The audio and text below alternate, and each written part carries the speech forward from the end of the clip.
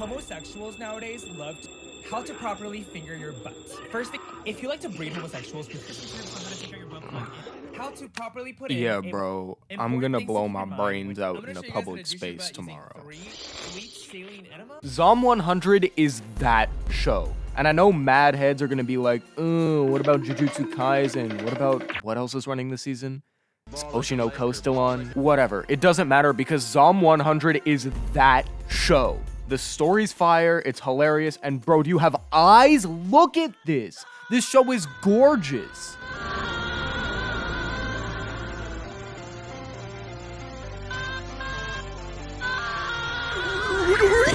I normally don't really care about animation quality in the shows I watch. Like, it's always a bonus when it's there, but the shows I grew my YouTube channel on look like this, and my actual favorite anime looks like this. Principals always look like lesbians. Mom? So yeah, a show doesn't need to be Demon Slayer to be Kino in my eyes. That being said though, oh my god, this is genuinely the prettiest show I've seen in a long time. The aesthetic was on point, the animation quality was on another level, and there wasn't a single shot that wasn't absolutely crazy. Like, normally anime studios tend to put their whole budget OC into like one shot and let the rest of the show just sort of look ass, but let me tell you, Zom 100 does not do that. Like, look at this shot. Look at this shot. Look at this. It's like visual crap. And it took a story I absolutely adored already and took it to another level. It's crazy. Speaking of story though, you know that apocalypse dream or like shower thought that you have where it's like, oh, if the world ended right now, I'd do so well. I'd be a badass warlord and I'd do whatever I want. Blah, blah, blah, blah. This show is literally that. Well, the depressingly relatable version of that, but still literally that. Akira Tendo starts off his work at ZML as a bright-eyed, fresh out of college, screamo head-ass shonen protagonist type. His coworkers all seem to like him, he's got a cute love interest already, he's ready to go on his fun adventure. Psych! You thought! The company is revealed as a black company almost immediately. A black company, if you guys don't know, is basically a company that exploits its workers so bad that they need to put nets out front for the jumpers. And I'm not talking about the Lakers. Akira's working 72-hour shifts straight. His boss is an ugly bastard that's fucking his work crush. And his coworkers are literally dying from the overwork around him. It's awful. He's dying, and you can see it as the color drains from his life. Okay. Quick tangent just because I think this is hilarious. Bug Films, the people behind Zom 100, originally worked at another studio called OLM, known for animating a little thing called, I don't know, Pokemon. And what I find absolutely hilarious about this episode is that the fictional black company Akira works for is called ZLM, with the company's logo being heavily inspired by the OLM logo. And the animators at Bug Film snuck this logo everywhere they could throughout the episode, meaning that on top of just being Kino, episode 1 of Zom 100 is also a sneak diss.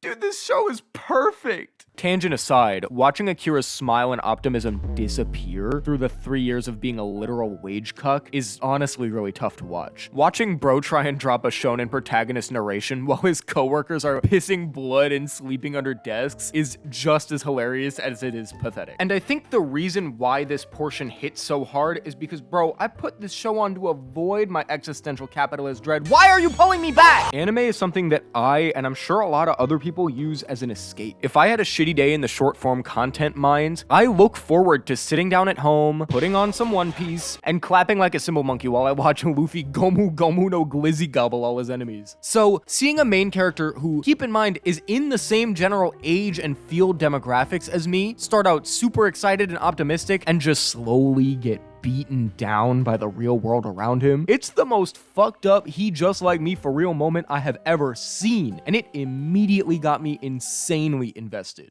Hell, it got me so invested, it took me almost the whole episode to ask myself, hey yo, wasn't this meant to be like a zombie show? Where the zombies at? Shrunken head, broken legs, body parts on the concrete. Cut them up, butcher style gators in the swamp.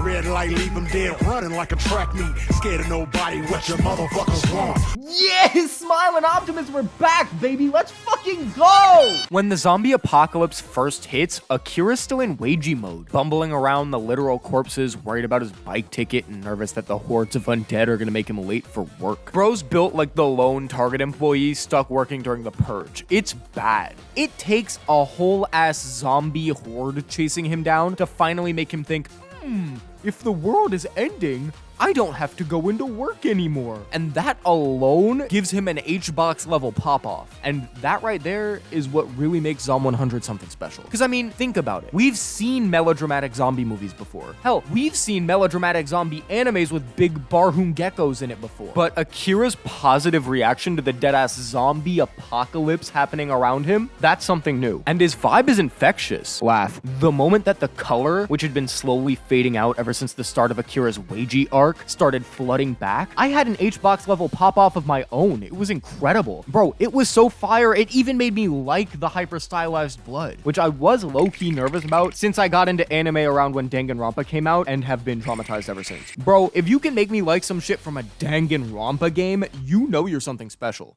As much as I gassed up shit like One Piece before, I've honestly kind of fallen off shonen anime recently. Hey bro, unless you're EDP, there's only so many screaming little boys you can take. But that's a huge part of what makes Zom 100 so special to me. True story, the day episode 1 of this show came out, I got fired from my day job as an editor. Yeah, so if you're ever wondering how I got the time to make so many damn shorts all of a sudden, that's how. Unemployment's a whole ass bitch. I was really in my feelings when I lost it. But once I headed back home and put this episode on, it low-key made me feel a lot better. Watching Akira, this early 20s depressed ass burnout, rediscover his shonen optimism and use it to pursue the things he really wants in life, that's beautiful, man. Sure, it took him a whole ass apocalypse to do it, but it doesn't have to for us. We don't have zombies in the real world, so we still have to chase the bag, but bro, you gotta make sure your life still has some color in it. Shout out doing the things you love, bro, on top of just the grind. That's the shit that makes life worth living. In the words of the GOAT, Ferris Bueller, life moves pretty fast.